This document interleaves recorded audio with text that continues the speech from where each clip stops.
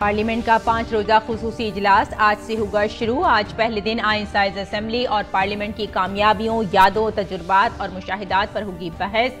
खुसूसी इजलास के दौरान कई अहम बिल किए जाएंगे पेश।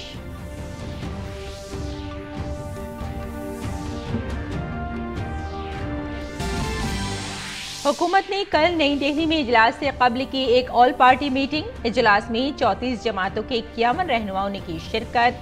हुकूमत ने इजलास को अहसन तरीके से चलाने के लिए तमाम जमातों से ताउन किया तलब।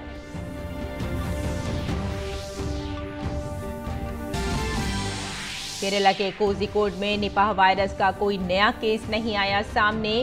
कल जांच किए गए 42 नमूनों में नहीं पाया गया कोई इन्फेक्शन। मरीजों से राब्ता करने वाले अफराद की फहरिस्त में मजीद 44 नाम किए गए शामिल।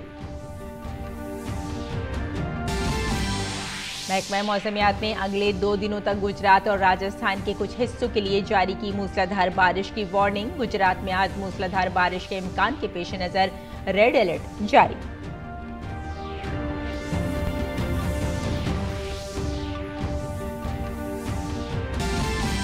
नोबेल इनाम याफ्ता रविंद्रनाथ टैगोर की रिहाइशगाह शांति निकेतन यूनेस्को के आलमी सकाफती विरसे की फहरिस्त में शामिल। वजीर आजम नरेंद्र मोदी ने किया खुशी का इजहार।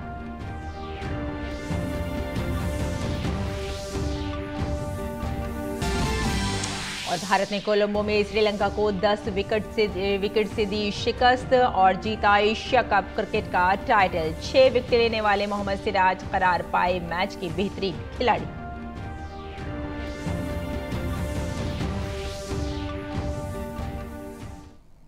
आदाब नाजरीन, खबरनामे में आपका इस्तकबाल है। मैं हूं आपके साथ रेशमा फारूकी। आइए तफसील से अब खबरों पर नजर डाल लेते हैं।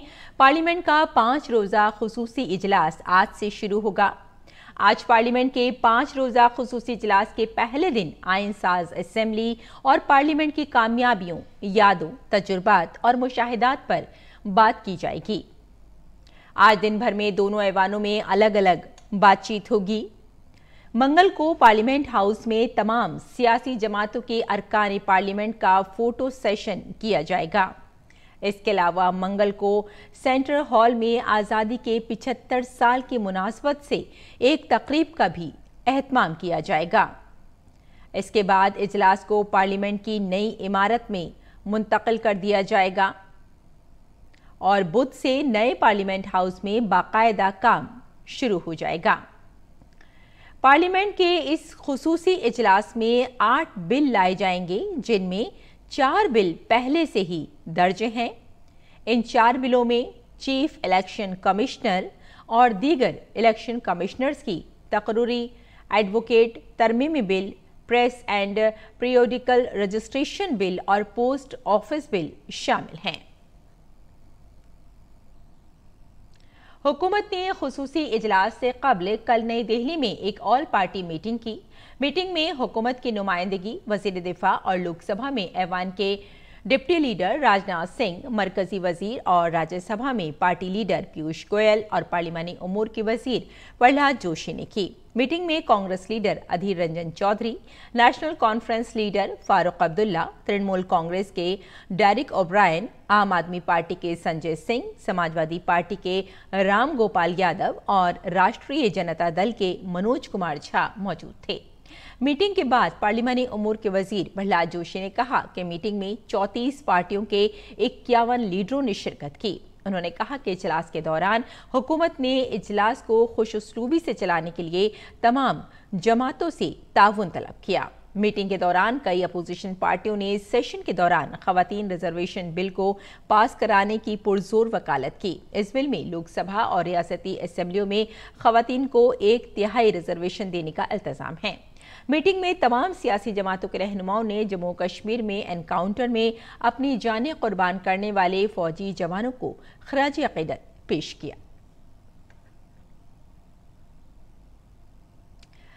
मरकजी और रियासती हुकूमतें केरल में निपाह वायरस के इन्फेक्शन को लेकर चौकस हैं। केरल की वजीर सेहत वीना जॉर्ज ने कहा है कि कोझिकोड में निपाह वायरस का कोई नया केस सामने नहीं आया है। कल टेस्ट किए गए 42 नमूनों में कोई इन्फेक्शन नहीं पाया गया। मरीजों से राब्ता करने वाले अफराद की फहरिस्त में मजीद 44 अफराद को शामिल किया गया है। मरकज की टीम मुतासिरा अफराद के घरों का दौरा कर रही है और सूरत हाल की निगरानी कर रही है। और शांति निकेतन को यूनेस्को की आलमी सकाफती विरसे की फहरिस्त में शामिल किया गया है। विश्व भारती को, जिसका मतलब है हिंदुस्तान में दुनिया का इंजमाम, टैगोर ने 1921 में शांति निकेतन और श्री निकेतन के जुड़वा शहरों में ही कयाम किया था। नोबेल इनाम हासिल करने वाले पहले एशियाई टैगोर की तरफ से कायम किए गए इस इदारे को आज़ादी से पहले एक कॉलेज के तौर पर देखा जाता था। 1951 में पार्लियामेंट के एक एक्ट के जरिए इसे कौमी अहमियत का इदारा करार दिया गया और इसे मरकजी यूनिवर्सिटी का दर्जा दिया गया। वज़ीर-ए-आज़म नरेंद्र मोदी ने शांति निकेतन को यूनेस्को की आलमी सकाफती विरसे की फहरिस्त में शामिल किए जाने पर खुशी का इजहार किया है। वज़ीर-ए-आज़म ने एक्स पर अपनी पोस्ट में कहा, खुशी है कि गुरुदेव रविंद्रनाथ टैगोर के विजन और हिंदुस्तान की भरपूर सकाफती विरसे की अलामत शांति निकेतन को यूनेस्को की आलमी सकाफती विरसे की फहरिस्त में शामिल किया गया है। ये तमाम हिंदुस्तानियों के लिए काबिल फ़ख्र लम्हा है। वज़ीर ख़ारजा एस जयशंकर ने सोशल मीडिया प्लेटफॉर्म एक्स पर शांति निकेतन को यूनेस्को की आलमी सकाफती विरसे की फहरिस्त में शामिल किए जाने पर लिखा कि हमारे पहले नोबेल इनाम याफ्ता रविंद्रनाथ टैगोर को खराज तहसीन। इन तमाम लोगों को भी मुबारक हो जिन्होंने रविंद्रनाथ टैगोर के पैगाम को जिंदा रखा है।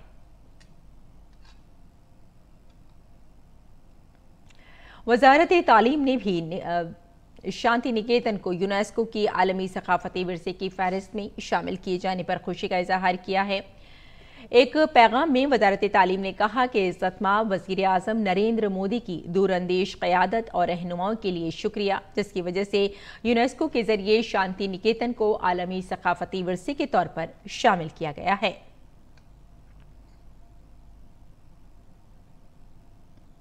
वज़ीर-ए-आज़म नरेंद्र मोदी की तहरीर करदा वंदे भारत अपनी शान का निजली की म्यूजिकल सीडी की लॉन्चिंग तकरीब का एहतमाम किया गया। इस मौके पर आरएसएस के कौमी एग्जीक्यूटिव मेंबर इंद्रेश कुमार ने कहा कि मुल्क वज़ीर-ए-आज़म की बासलाहियत क़यादत में आगे बढ़ रहा है। भारत के यशस्वी और विश्व के अग्रणी नेतृत्व के रूप में श्री नरेंद्र मोदी अच्छे, और अपने लोग उसको इसलिए जपते हैं कि वो अच्छा है, दूसरे इसलिए जपते हैं क्योंकि उसी से भारत के उद्धार का मार्ग है। जपते सब उसी को है, कोई गाली देकर जपता है, कोई प्रशंसा देकर जपता है। उनका 73वां जन्मोत्सव मनाने के नाम पर हम सब एकत्रित आए।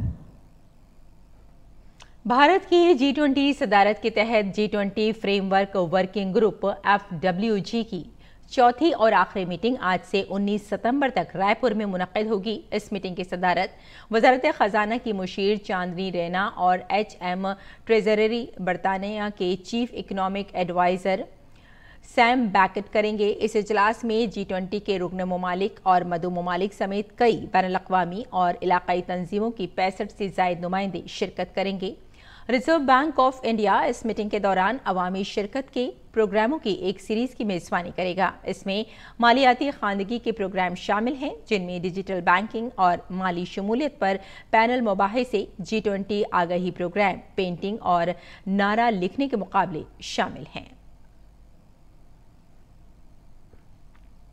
लोकसभा के स्पीकर ओम बिरला ने स्किल्स ऑन व्हील्स पहल के तहत स्किल इंडिया मिशन को फरोग देने के लिए कल खुसूसी बस को हरी झंडी दिखाकर रवाना किया। ये पहल मुल्क के दूर दराज इलाकों के नौजवानों तक पहुंचने के लिए स्किल इंडिया मिशन के तहत शुरू की गई है। इसका मकसद नौजवानों को हुनर की तरबियत फराहम करना और देही खानदानों की माशी हालत को बेहतर बनाना है। इस मौके पर मरकजी वजीर धर्मेंद्र प्रधान भी मौजूद थे। स्किल ऑन व्हील विशेष करके डिजिटल स्किल्स, डिजिटल लिटरेसी बढ़ाने के लिए, जिसमें भारत एक ग्लोबल कॉम्पिटेंसी डेवलप कर रहा है, भारत की ग्रामीण इलाका में विशेष करके लड़कियों के अंदर डिजिटाइजेशन, डिजिटल एजुकेशन के बारे में आकर्षण बढ़ी है। भारत सरकार की skill development and entrepreneurship ministry की संस्था NSDC की नेतृत्व में इसको नीचे तक ले जाना, भारत की हर एक इलाका में ले जाना और उसमें स्किल ऑन व्हील एक यूनिक एक्सपेरिमेंट है। वजारत दिफा ने प्रली बैलिस्टिक मिसाइलों की एक रेजिमेंट के हुसूल की मंजूरी दे दी है। ये ballistic missile line of actual control और लाइन ऑफ कंट्रोल के साथ नस्ब किए जाएंगे। वजारत दिफा के हुक्काम के मुताबिक ये फैसला डिफेंस एग्जीबिशन काउंसिल के हालिया इजलास में किया गया। हुक्काम ने कहा कि कम फासले की जमीन से जमीन पार मार करने वाली मिसाइल प्रलय की शमूलियत से फौज की जंग लड़ने की सलाहियत में मजीद इजाफा होगा। ये मिसाइल मुसल्लह अफवाज को हकीकी मैदान जंग में दुश्मन के अहदाफ और अहम तंसीबात पर हमला करने की सलाहियत फराहम करेगा। प्रलय भारत का पहला टेक्निकल टीम बैलिस्टिक मिसाइल है। हरियाणा के वजीर आला मनोहर लाल खट्टर कश्मीर के अनंतनाग में शहीद होने वाले मेजर आशीष धोंचक के घर पहुंचे और सोगवार खानदान से ताज़ियत की। वजीर आला ने कहा कि दुख की इस घड़ी में हम लवाहिकीन के साथ खड़े हैं। वजीर आला ने शहीद के अहले खाना को 50 लाख रुपए और शहीद मेजर की अहलिया को अहलियत के मुताबिक सरकारी नौकरी देने का ऐलान किया। राजस्थान के सिरोही में वापस आने वाले मानसून ने एक बार फिर अपनी खौफनाक सूरत दिखाई है। मूसलाधार बारिशों के बायस माउंट आबू की पहाड़ियों से निकलने वाली दरिया और चश्मे तुक़यानी पर हैं। एक तरफ मूसलाधार बारिश के बायस मुकामी लोगों को काफ़ी परेशानियों का सामना करना पड़ रहा है, तो दूसरी तरफ सयाहों को भी शदीद परेशानी का सामना है। महकमा मौसमियात ने आज जुनूब मशरक़ी राजस्थान में मुख्तलिफ मकामात पर मूसलाधार बारिश की पेशगोई की है। गुजरात के कई अजला में मूसलाधार बारिश ने तबाही मचा रखी है। मूसलाधार बारिश की वजह से भरूच समेत गुजरात के कई इलाकों में सैलाब जैसी सूरत हाल पैदा हो गई है। महकमा मौसमियात की जानिब से आज मूसलाधार बारिश के इम्कान के पेश नज़र रेड अलर्ट जारी कर दिया गया है। NDRF टीम की तरफ से सैलाब से मुतासरा लोगों के लिए बचाव ऑपरेशन मुसलसल जारी है। हिसार के कारीगरों ने वजीर आजम नरेंद्र मोदी के जरिए शुरू की गई विश्वकर्मा स्कीम का खैर मकदम किया। उन्होंने कहा कि इस स्कीम से न सिर्फ रिवायती कारीगरों को माली मदद मिलेगी बल्कि उनके काम को भी फरोग मिलेगा। इस स्कीम से अब वो अपने काम से मुतालिक आलात खरीद सकेंगे। प्रधानमंत्री द्वारा जो विश्वकर्मा योजना लागू की गई है, इसे मैं प्रधानमंत्री को बहुत बहुत धन्यवाद देता हूँ कि ये बहुत अच्छी योजना है। इसके अंतर्गत हर मजदूर आदमी जो गरीब है, जो कारीगर है लेकिन औजार नहीं खरीद पा रहा, तो प्रधानमंत्री जी ने इस स्कीम के तहत 15,000 रुपये देने की जो घोषणा की है। इसके अलावा प्रधानमंत्री जी ने कहा है कि इसके अंदर हम ट्रेनिंग भी देंगे 5-7 दिन की, वो बहुत अच्छी बात है। और ट्रेनिंग के दौरान जो स्टाइपेंड मिल रहा है 500 रुपये पर डे के हिसाब से, ये बहुत अच्छी बात है। जो योजना लागू की है हम जैसे लोगों के लिए बहुत फ़ायदेमंद है। इससे जितने भी कारीगर जो अपना काम शुरू करना चाहते हैं या कुछ ऐसी चीज़ें हैं जो फेस कर रहे हैं वो, तो उससे जो ट्रेनिंग जो दी जाएगी इसके, जैसे मतलब कोई कारीगर है उसको सीखने का टाइम नहीं है या कुछ ऐसी नई चीज़ जो वो सीखना चाहता है, तो आप कह रहे हो वो जो ट्रेनिंग है उस ट्रेनिंग के दौरान वो नई चीज़ सीख पाएगा। काफ़ी लोग भिन्न भिन्न प्रकार का कार्य जानते हैं जिनके पास पैसे का अभाव है और पैसे ना होने के कारण ना औजार खरीद सकते, ना लकड़ी वगैरह खरीद सकते, काम नहीं कर सकते। इसलिए प्रधानमंत्री जी ने जो योजना चलाई है इसके तहत लोन वगैरह की सुविधा है और ये CSC सेंटर पर जाके अप्लाई करना पड़ता है जिससे पैसे मिल जाए, अपना काम शुरू कर सके। इससे ये फ़ायदा होगा जिनके पास औजारों की कमी है, जो औजार नहीं खरीद सकते, ये अगर गवर्नमेंट उनको देगी तो उनका भी भला होगा। देश के नरेंद्र मोदी प्रधानमंत्री जी ने जो योजना शुरू की है इसका मैं धन्यवादी हूँ और ये काफ़ी हद तक अच्छी रहेगी। और वज़ीर आज़म नरेंद्र मोदी कल मेट्रो के जरिए द्वारका में तामीर करदा यशोभूमि का इफ्तिताह करने के लिए गए। इस दौरान मेट्रो में एक लड़की ने संस्कृत में गाना गाकर वज़ीर आज़म को उनकी सालगिरह की मुबारकबाद दी। उस पे मैं आपके लिए विश संस्कृत में सुनाना। जन्मदिनमिदं अयि प्रिय सखे जन्मदिनमिदम् अयि प्रिय सखे शन्तनातु ते सर्वदा मुदम् प्रार्थयामहे भवसतायुषी ईश्वरा सदा त्वां च रक्षतु जन्मदिनमिदम् अयि प्रिय सखे जन्मदिनमिदम्। आगे बढ़ते हैं और गैर मुल्की खबरों पर एक नजर डालते हैं। बांग्लादेश में डेंगू की तबाहकारियां जारी हैं। गुज़िश्ता 24 घंटों के दौरान यहां डेंगू के 3122 नए मामले दर्ज किए गए। रिपोर्ट के मुताबिक इस दौरान 18 अफराद इस बीमारी की वजह से लुक़्मा अजल बन गए। Directorate general of health service के मुताबिक रवां साल डेंगू से मरने वालों की तादाद 822 हो गई है। मुकामी खबरों के मुताबिक मजमूई तौर पर डेंगू के 849 मरीजों को ढाका के अस्पतालों और बाकी को दारुल हुकूमत से बाहर के अस्पतालों में दाखिल कराया गया। बांग्लादेश के अस्पतालों में डेंगू के 10,000 से ज्यादा मरीज दाखिल हैं, जिनमें ढाका के अस्पताल में जेर इलाज 4,000 मरीज भी शामिल हैं। तुर्की में जंगल की आग से नबरदासमा एक फाइटिंग हेलीकॉप्टर सुबह अजमेर में गिरकर तबाह हो गया। हेलीकॉप्टर में 4 अफराद सवार थे। तुर्की के वजीर ज़राअत और जंगलात इब्राहिम यूमक्ली ने सोशल मीडिया प्लेटफॉर्म एक्स पर हादसे की मालूमात दी। हादसे की इत्तला मिलते ही पुलिस, कोस्ट गार्ड, AFAD और UMKE की टीमें फौरी तौर पर इलाके में रवाना की गईं और हेलीकॉप्टर में ड्यूटी पर मौजूद 4 एहलकारों की तलाश और बचाव ऑपरेशन शुरू हो गया। इत्तलात के मुताबिक 4 लापता एहलकारों में से एक को बचा लिया गया है और बाकी की तलाश जारी है।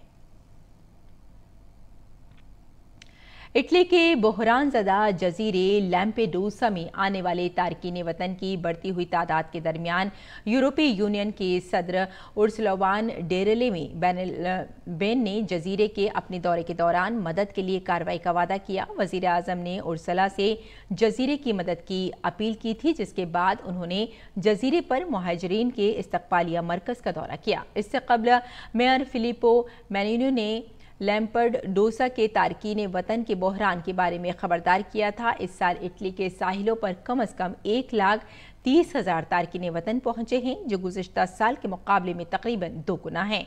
यूरोपीय यूनियन के सदर ने जोर देकर कहा कि हिजरत यूरोप के लिए एक चैलेंज है। इजराइल में अदालती इस्लाहात के मुतनाज़ कानून के खिलाफ मुजाहिरे जारी हैं। इतवार को हज़ारों इसराइली शहरियों ने तेल अवीव में मार्च किया। मुजाहिरीन ने इसराइली परचम लहराया और वज़ीर आज़म बेंजामिन नेतन्याहू के खिलाफ नारे लगाए। हज़ारों मुजाहिरीन ने हवाई अड्डे और इसके आसपास के इलाकों में उस वक्त मुजाहिरा किया जब नेतन्याहू अक़वाम मुत्तहिदा की जनरल असम्बली में शिरकत के लिए अमरीका के दौरे पर जा रहे थे। और आइए नाज़रीन, अब नजर डाल लेते हैं दिल्ली से शाये कुछ उर्दू अखबारात पर।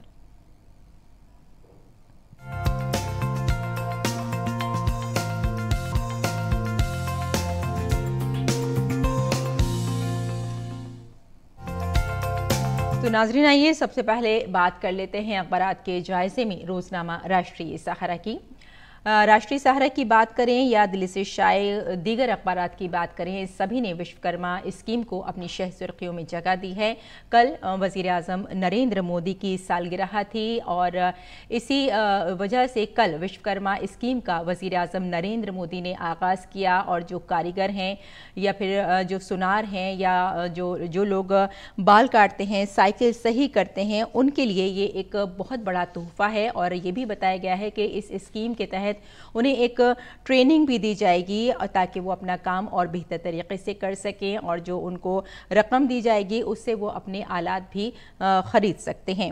और साथ में वज़ीर आज़म नरेंद्र मोदी ने ये भी कहा है कि टेक्नोलॉजी और जो रिवायत है वो जब मिल जाती है तो कमाल हो जाता है। और वाकई इसमें कोई शक की बात नहीं है। इस स्कीम के तहत जो हमारी विरासत है और जो पहले से बहुत सारे ऐसे काम हैं, दस्तकारी का काम है या ऐसे बहुत से काम हैं जो चले आ रहे हैं, जो ख़त्म हो रहे हैं बहुत सारी वजूहात की बिना पर। विश्वकर्मा स्कीम के आगाज़ से उन्हें कहीं ना कहीं फ़ायदा मिलेगा और रिवायत और नई टेक्नोलॉजी के साथ मिलकर उनको ताउन भी मिलेगा। और आपको बताते चलें कि नई दिल्ली के द्वारका में नौ तामीर शुदा अज़ीमुश्शान कन्वेंशन सेंटर यशोभूमि कौम के लिए कल वज़ीर आज़म नरेंद्र मोदी ने इसको वक्फ किया। और आइए अब अगली खबर पर नज़र डाल लेते हैं। खुसूसी इजलास से कबल पार्लियामेंट की नई इमारत पर कल कौमी परचम लहराया गया और नायब सदर जमहूरिया और राज्यसभा के चेयरमैन जगदीप धनखड़ ने पार्लियामेंट की नई इमारत में कौमी परचम को लहराया था। और आइए अब नज़र डालते हैं रोज़नामा हमारा समाज पर। हमारे समाज की बात करें या फिर दीगर कई अखबारात की बात करें, इस खबर को भी अपनी शह सुर्खियों में जगह दी है कि सिराज का राज, हिंदुस्तान बना एशिया कप चैंपियन। जी हां, भारत ने कोलंबो में श्रीलंका को 10 विकेट से शिकस्त देकर एशिया कप क्रिकेट का जो टाइटल है वो अपने नाम कर लिया है और 6 विकेट लेने वाले मोहम्मद सिराज करार पाए गए मैच के बेहतरीन खिलाड़ी। और आइए इसी अखबार की अगली सुर्खी भी देख लेते हैं। फुटबॉलर सद्दाम हुसैन ने ओमान का फुटबॉल क्लब ज्वाइन कर लिया है और पाकिस्तान फुटबॉल टीम के मिडफील्डर सद्दाम हुसैन का ओमान में मुआहदा हो गया है, जिसके तहत उन्होंने स्पोर्ट्स क्लब को ज्वाइन कर लिया है। और अब नज़र डाल लेते हैं रोज़नामा हिंदुस्तान एक्सप्रेस पर। हिंदुस्तान एक्सप्रेस की ये खबर है कि सऊदी इसराइल के दरमियान बहाली में मसला फ़लस्तीन रुकावट है, अमेरिका का ऐसा कहना है। और साथ में आपको यहाँ ये भी बताते चलें कि सऊदी अरब और इसराइल के दरमियान ताल्लुकात की बहाली के लिए अमेरिका कर रहा है साज़ी, ऐसा ब्लिंकन का कहना है। और इसी अखबार की अगली सुर्खी की तरफ बढ़ जाते हैं, ब्राज़ील की बात करते हैं। ब्राज़ील मुसाफिर बरदार चार्टर तैयारा गिरकर तबाह हो गया है पूरी तरह से और 14 अफराद इसमें हलाक बताए जा रहे हैं। और साथ में यहाँ पर भी ये खबर है कि इटली में जंगी तैयारा फ़िज़ाई मश्क के दौरान गिरकर तबाह हो गया है और पूरी तरह से जाँच जारी है और कुछ लोगों को यहाँ बचा भी लिया गया है। और अब नज़र डाल लेते हैं अगली सुर्खी पर। अगली सुर्खी भी नाज़रीन हमने इसी अखबार से ली है। तूफ़ान ली की बात करते हैं। तूफ़ान ली कनाडा से टकरा गया है और तेज़ हवाओं के सबब हज़ारों अफराद बिजली से महरूम बताए गए हैं। तो नाज़रीन, ये था अखबारात का मुख्तसर जायज़ा और आइए अब बुलेटिन की जानिब लौटते हैं और बात कर लेते हैं आपके साथ एशिया कप के टाइटल की ही। तो भारत ने रिकॉर्ड 8वीं मरतबा एशिया कप का टाइटल अपने नाम किया है। कल खेले गए फाइनल में भारत ने श्रीलंका को 10 विकेट से शिकस्त दी। मोहम्मद सिराज की जारहाना गेंदबाजी के सामने श्रीलंका की टीम सिर्फ 50 रन पर ही सिमट गई। सिराज को प्लेयर ऑफ द मैच और कुलदीप यादव को सीरीज का बेहतरीन खिलाड़ी करार दिया गया। आइए जानते हैं इस शानदार जीत की तफसील। भारत ने एशिया कप अपने नाम कर लिया है। कल खेले गए फाइनल में श्रीलंका ने भारत के सामने 51 रन का निशाना रखा। जवाब में भारत ने बगैर कोई विकेट गंवाए 6.1 ओवर में ये आसान निशाना हासिल कर लिया। ईशान किशन 23 और शुभमन गिल 27 रन बनाकर नॉट आउट रहे। ये बाकी बची गेंद के हिसाब से भारत की सबसे बड़ी जीत है। भारत ने 263 गेंद बाकी रहते मैच को अपने नाम करने में कामयाबी हासिल की। वहीं भारत ने रिकॉर्ड 8वीं बार एशिया कप जीता है। भारतीय टीम एशिया कप की कामयाब तरीन टीम है। पिछली बार भी जब एशिया कप वनडे फॉर्मेट में खेला गया था तब भारत ने ही खिताब जीता था। इससे कबल मैच में श्रीलंका ने टॉस जीतकर पहले बल्लेबाजी का फैसला किया। बारिश के सबब मैच थोड़ी देर से शुरू हुआ। श्रीलंका की शुरुआत खराब रही और कुशल परेरा बिना खाता खोले बुमराह की गेंद पर आउट हो गए। इसके बाद मोहम्मद सिराज ने कहर ढाते हुए इनिंग्स के चौथे ओवर में 4 विकेट लिए। सिराज वनडे क्रिकेट में एक ही ओवर में 4 विकेट लेने वाले पहले भारतीय गेंदबाज बन गए। मोहम्मद सिराज ने अपने करियर का बेहतरीन मुजाहरा करते हुए सबसे कम 16 गेंद में 5 विकेट हासिल करने का चमिंदा वास का रिकॉर्ड बराबर कर लिया। श्रीलंका की टीम 15.2 ओवर में 50 रन बनाकर आउट हो गई। ये वनडे क्रिकेट में भारत के खिलाफ किसी भी टीम का सबसे कम स्कोर है। वहीं एशिया कप में भी ये किसी भी टीम का सबसे कम स्कोर रहा। सिराज ने 21 रन देकर 6 विकेट हासिल किए। वहीं हार्दिक पांड्या ने 3 रन देकर 3 विकेट लिए। Bureau report, DD news Urdu खबरें। और रियो में मुनक़िदा ISSF वर्ल्ड कप में भारत के लिए तलाई तमगा जीतने वाली ओलंपियन एलाविनियल वालरियोन और भारतीय क्रिकेट टीम को मुबारकबाद देते हुए मरकजी वजीर खेल अनुराग सिंह ठाकुर ने कहा कि भारत का सुनहरा दौर है। मैं बधाई देता हूं सभी खिलाड़ियों को, शूटर्स को, जिन्होंने शानदार प्रदर्शन वहां पर किया है और आशा करता हूं कि आगे भी एशियन गेम्स में भी शानदार प्रदर्शन करेंगे। आप एक के बाद देखिए, हमारी अंतिम फेंगाल सविता और प्रिया ने रेसलिंग में गोल्ड मेडल जीते अंडर 20 में। हमारी 4 वुमेन बॉक्सर ने वर्ल्ड चैंपियन बनी। हमारे प्रज्ञनंदा चेस में वर्ल्ड कप के फाइनल में पहुंचे। हमारी हॉकी की जूनियर मेंस वुमेन टीम ने एशियन चैंपियनशिप जीती। हॉकी की सीनियर टीम ने एशियन चैंपियनशिप जीती। हमने सैफ फुटबॉल जीता, फिर अंडर 16 सैफ जीता। एक के बाद दूसरा गेम में भारत बहुत अच्छा कर रहा है और अब शूटिंग वहाँ जीते और एशिया कप क्रिकेट ने भी जीता, तो भारत का ये स्वर्णिम काल है। और आइए अब जानते हैं मौसम का मिजाज।